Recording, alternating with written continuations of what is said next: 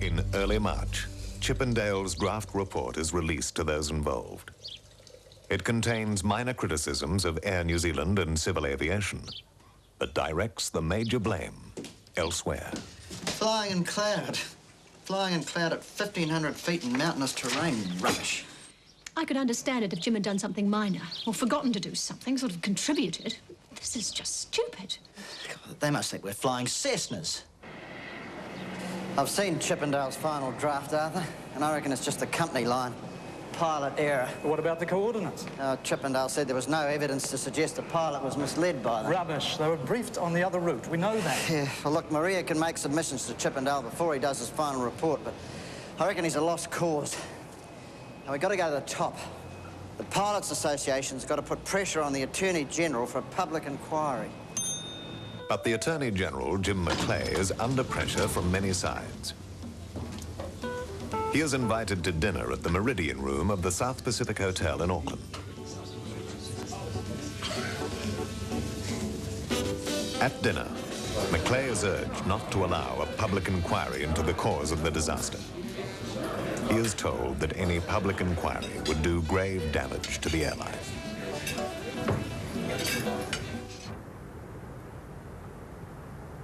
There's no option. On the 10th of March, 4 months after the crash, the Attorney General announces there will be a public commission of inquiry. Well, who's going to do the job? I think it's a matter for a High Court judge, and I think he should sit alone. Because I doubt if we could find anyone with real aviation expertise who hasn't at some stage been involved with either Air New Zealand or civil aviation. A bit risky, isn't it? Leaving it all in the hands of one man. We'd have to be very particular about just who that man is.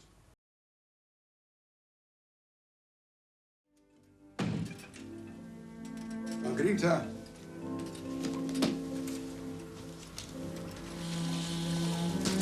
Margarita. Peter? Well, what is it? Elizabeth II, by the grace of God, Queen of New Zealand and her other realms and territories, head of the Commonwealth, defender of the faith. A warrant.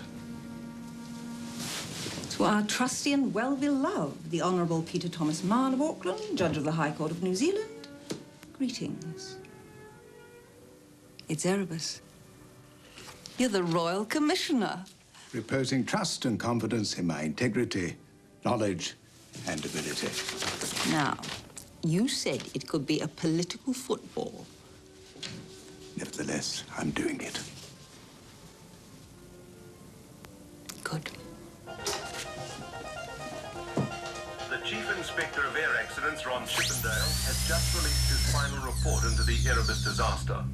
The chilling last seconds in the lives of 257 people who died in the Air New Zealand DC-10 crash in the Antarctic are now known. The pilot bringing his aircraft thousands of feet too low, ignoring the mounting alarm of his flight engineers, uncertain of his position as the aircraft neared the icy slopes. Alas, too late. Much of the lasting bitterness of the Erebus aftermath can be traced to the government's decision to publish Chippendale's report before the public inquiry. And it is my firm belief that had the pilot observed the minimum altitude of 16,000 feet until over McMurdo, as he had been clearly briefed to do, then descended to a minimum altitude of 6,000 feet in the safety sector around McMurdo, the DC-10 would not have hit Erebus. Chippendale makes only minor criticisms of Air New Zealand and civil aviation. It is a highly satisfactory result for the Prime Minister, who, as Minister of Finance, is the chief shareholder in Air New Zealand. But publication of the report is a huge obstacle to the subsequent Royal Commission. Those who feel they've already been tried and cleared by the Chief Inspector do not welcome being tried again. While for those whose loved ones have been held culpable for the deaths of 257 people, the rebuttal of the report after such massive publicity seems a hopeless task. The damage has been done, Mr. Davison. I don't see much point in carrying on. Maybe in time, everyone will forget. Mrs. Collins, I know you're disappointed, but Mahon is a judge with a reputation for cutting through to the truth. Give him a chance. And finally, Your Honour, it's my submission that Your Honour might well consider the principle of omnia praise umunta. Omni praise? The law will presume to be done that which has to be done by someone with a statutory duty to do it? That's the one, Your Honor. If I remember correctly, Mr. Harrison, you have tried once before to lead me down this particular garden path. Yes, Your Honor. And how did I receive your omnipraise submission on that occasion? Do you recall? You were not particularly impressed with it, sir, as I recall. Nor am I on this occasion, Mr. Harrison. Appeal dismissed. Silence. Stand up, please.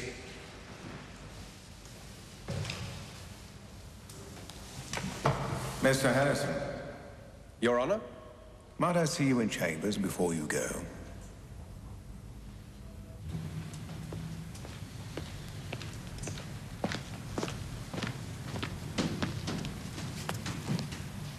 Go on in, Mr. Harrison.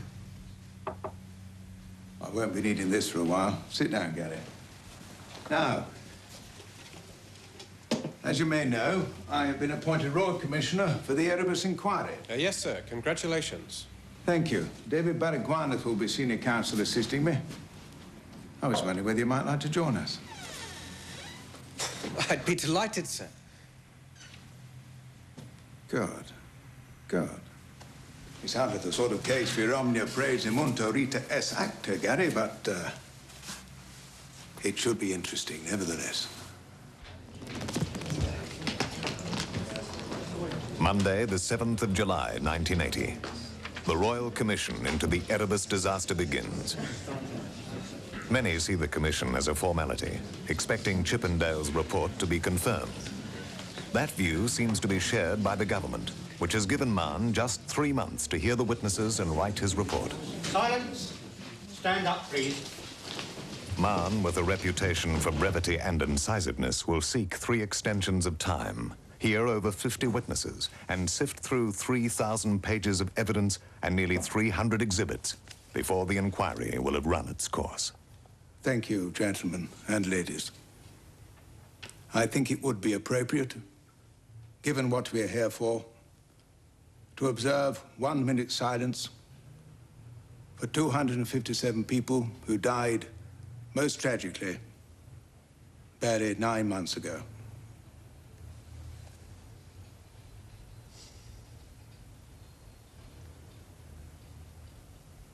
The hearings and their aftermath will provide their own victims.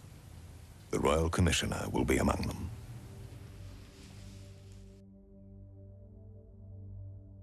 In New Zealand, a commission of inquiry, whether a royal commission appointed under letters patent from the Crown, or whether a commission appointed by the executive under the Commissions of Inquiry Act, has a purely investigatory function. Its duty is to inquire into the events designated in its terms of reference, and to report in the case of a royal commission to the Governor-General, and in the case of a commission of inquiry to the government, its opinion on the particular points set out in its terms of reference. Justice Mahon was given 10 points of reference for his inquiries, the most significant of those being to determine whether any culpable act had led to the disaster, be that act committed by someone on board or on the ground. The decision to hold a Royal Commission had been announced by the Attorney-General Jim Macleay in early March of that year, before Ron Chippendale, the Chief Inspector of Accidents, had completed and released his report. Despite advice to the contrary, the New Zealand government allowed the Chippendale report to be made public in early June. Despite its careful catalogue of matters which might be contributing causes, it had very clearly placed the responsibility for the accident upon the aircrew. Media outlets fueled the public perception of an incompetent flight crew with headlines like "Crash Report Points to Error by DC-10 Captain" and "Flight Thousands of Feet Too Low." Also colouring the public mood were media claims that the final coordinates of the flight had been altered without the flight crew's knowledge. In response to those claims, on the 25th of February 1980, Chief Executive Maury Davis made the claim that the navigation information and flight plan for the aircraft which crashed was accurate and entirely in order. It was within this environment, then, that Justice Mahon faced the challenge of identifying and objectively assessing all the possible origins of culpability for the disaster. The Mahon Report, as it came to be known, is the judge's official summary of evidence presented to the Commission and his assessment of culpability as established by his analysis of that evidence. Mahon's conclusions were very much different than those reached by the Chief Inspector, and they effectively cost him his career. Mahon's analysis and appraisal of who did what and why, both prior to the disaster and during the Commission of Inquiry, is both fair and uncompromising. For example, it is generally held view that he essentially dismissed Chippendale's efforts, but that is not accurate. Mahon acknowledged that the Chief Inspector faced a task that was daunting in the extreme, and that the constraints of the format under which he was required to report led to a misinterpretation of his conclusions by the general public. All that said, Mahon leaves no doubt as to his views on certain aspects of Chippendale's conclusions, stating his opinion that the Chief Inspector's finding that the crew were not misled by the error in the flight plan as being untenable, and that he found himself in disagreement with the Chief Inspector's opinion that the crew was uncertain of his position. Each of Mahon's opinions are sculpted by two primary forces: logic and insightful analysis of the human condition. Every conclusion has, at its base, facts brought in evidence, but moulded by Mahon's direct, no-holds-barred assessment of the motivations of the storyteller. Mahon's final judgment will come with its own level of controversy, but the report will be most notable for its groundbreaking allocation of culpability to organisational failure. This kind of conclusion was somewhat revolutionary for 1981, as identified in the chapter entitled Erebus and Beyond, in the book Beyond Aviation Human Factors by Dan Marino. When referring to accident investigation techniques used at the time of Erebus, the authors identify a tendency for investigators to treat existing social and organisational activities as irrelevant standing conditions, and to reason backwards to a point at which an individual failed to act in accordance with precedent, rule, or regulation. This approach ends with some residual and trivial category of human failure. The historical epitaph, pilot error, comes to mind in this context. By investigating those standing conditions and naming them as a latent failure that contributed to the disaster, Mahon helped to shift the focus of accident investigation from apportioning blame to identifying those systematic failures which either foster and enable human error or which fail to contain and negate its consequences. The far more worthy aim of this sort of accident investigation is to preclude a similar reoccurrence. Mahon undoubtedly had questions he required answered. Why had the aircraft been flying at 1,500 feet? And what were the rules governing minimum hard altitudes in the area? Why had 901 been anywhere near Erebus in the first instance? Why had the crew displayed no detectable level of anxiety or sense of urgency, given that they were in direct conflict with a mountain whose peak stood nearly 11,000 feet above their current altitude? In reported good visibility, why had the mountain not been seen? And what was the mental model the crew were working off as they approached McMurdo? What had been their expectation? In order to satisfactorily answer these and other pertinent questions as to the oversight of these Atlantic flights, Mahon would firstly have to examine the regulator's role in certifying and approving not only the briefing provided to the crews, but also the route and general good operational practice under which the flights would be conducted.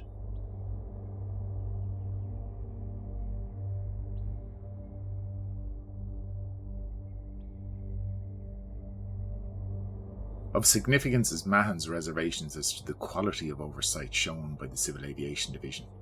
Without doubt, he has established that the content of the route briefing received by Collins, which had been sanctioned by the regulator, was, at best, incomplete, at worst, inadequate. Likewise, the apparently illogical choice of track south directly over an active volcano, in preference to the safer, more widely exploited military route further to the west, is perplexing. Set against the backdrop of an airline that apparently dictates what it wants and a regulator only too willing to accommodate such demands, Mahon is concerned at the possibility that Air New Zealand and the Civil Aviation Division have conspired to exonerate themselves of any blame or liability for the loss of 901, with a concerted and coordinated effort to place the crew's actions front and centre. His line of questioning leaves nothing to the imagination, and belies his obvious suspicion and reservations surrounding the relationship between both parties. 9 months after the Erebus tragedy, the Civil Aviation Division of the Ministry of Transport begins its evidence. Civil Aviation is the government agency responsible for regulating Air New Zealand's operations. And it is the relationship between Civil Aviation and Air New Zealand which will intrigue the Commission. Are we ready to go? Just a moment, we will be.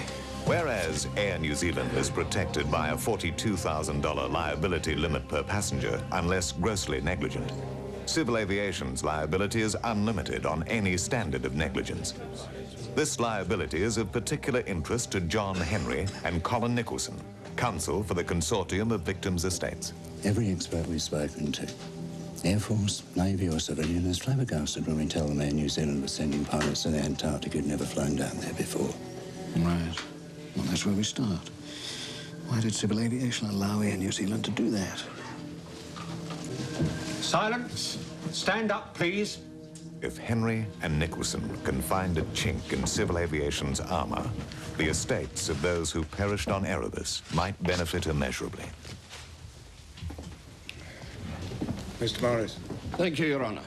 I call Eric James Ormondson, control of airline operations.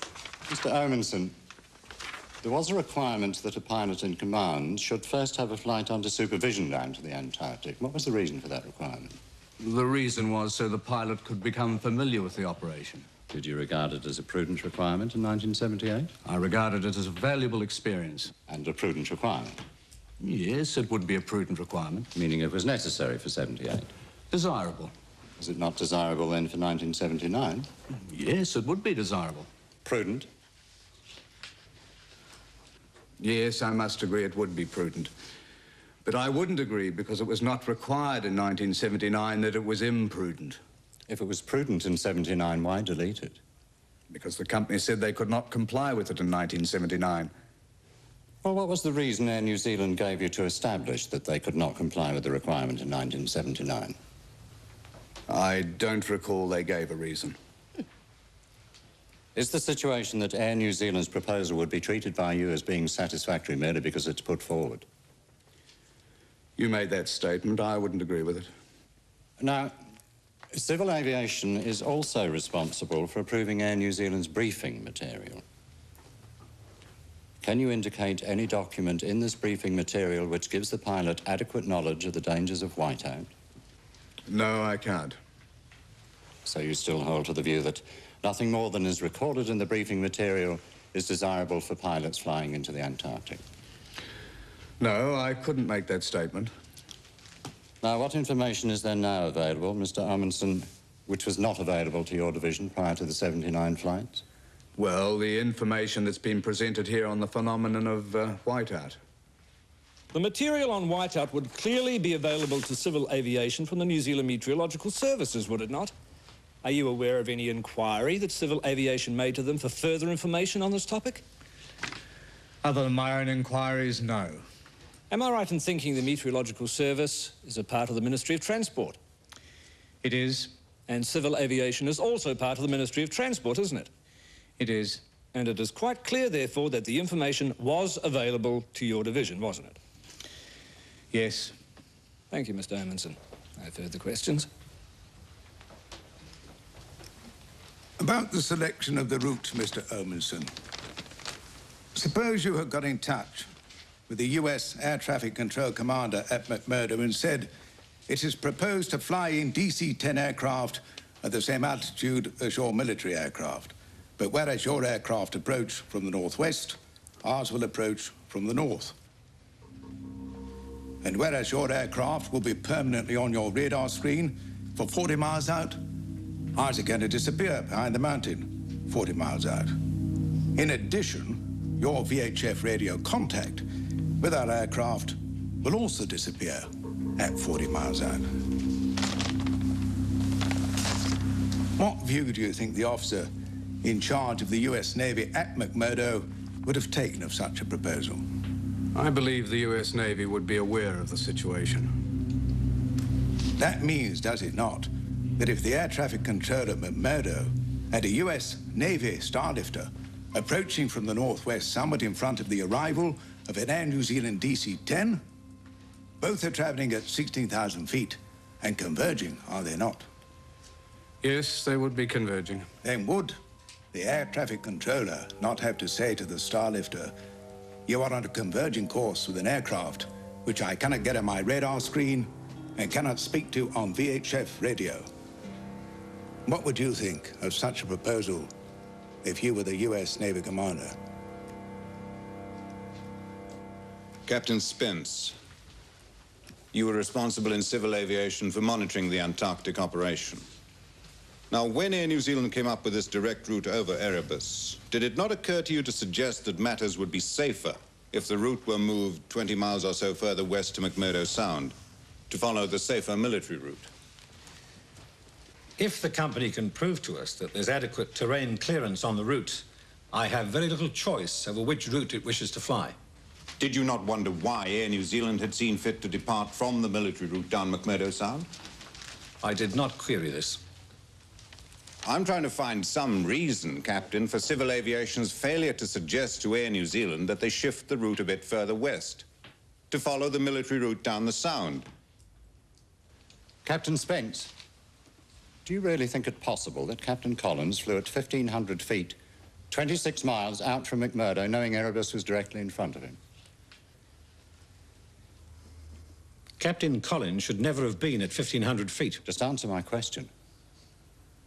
Do you think it possible that he would have flown at 1,500 feet, 26 miles out from McMurdo when he knew Erebus was directly in front of him? I don't know what was in Captain Collins's mind at that time. I know that the aircraft should not have been in that position at that height. This we do know. The nature of the relationship between Air New Zealand and civil aviation intrigues Mahon, and he feels compelled to raise his suspicions with the director of the division.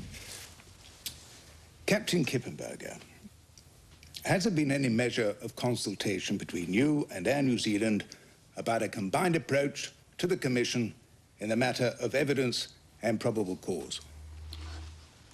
So far as I'm concerned, and as far as I know, no. It has not been suggested between the division and the company that the safe thing to do will be to put the whole blame on Captain Collins? No, it certainly has not. I'm just exploring the possibility as a matter of tactics that the airline and your division of the ministry may have thought it desirable to emphasize more than anything else that pilot error was the cause of the accident. But to your knowledge, it is not so. I can assure you, it is not so. Thank you, Captain Kippenberger. You may step down. Mahon is later to conclude that civil aviation's approval of a flight path over Mt.Erebus could not be justified under any circumstances. Silence. Stand up, please. He also concludes that civil aviation should not have agreed to the withdrawal of the requirement that all pilots to the Antarctic should have undertaken previous supervised flight to that region.